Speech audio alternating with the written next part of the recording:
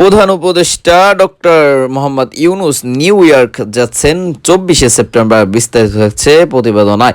পররাষ্ট্র উপদেষ্টা মোহাম্মদ তৌহিদ হোসেন আজ বৃহস্পতিবারের সকালে তার দপ্তরে প্রথম আলোকে এই তথ্য জানান।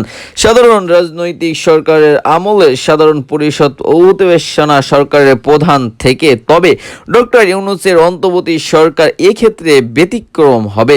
প্রধান উপদেষ্টা সফরসঙ্গী হিসেবে নিউ ইয়র্কে যাবেন পররাষ্ট্র উপদেষ্টা তৌহিদ হোসেন এবং বিদ্যুৎ, জ্বালানি ও খনিজ সম্পদ, সড়ক পরিবহন ও সেতু এবং রেলপথ মন্ত্রণালয় উপদেষ্টা মোহাম্মদ ফজলুল করিম খান। সব মিলিয়ে প্রায় 20 জনের প্রতিনিধি দল আগামীকাল মঙ্গলবার প্রধান উপদেষ্টার সঙ্গে নিউ ইয়র্ক যাবেন। প্রধান উপদেষ্টা সফর শেষ করে নিউ ইয়র্ক থেকে ঢাকায় পথে রওনা হবেন 27শে সেপ্টেম্বর রাতে।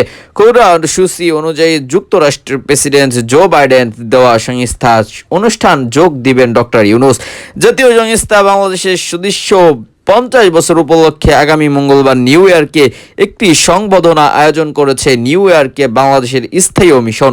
ওই অনুষ্ঠানে তিনি যোগ দিবেন। এর পাশাপাশি নিউ ইয়র্কে অবস্থানের সময় প্রধান উপদেষ্টা সামরিক ব্যবস্থা, জলবায়ু পরিবর্তন এবং বাংলাদেশের যুক্তরাষ্ট্র ব্যবসায়ী পরিষদ সভায় অংশ নেবেন।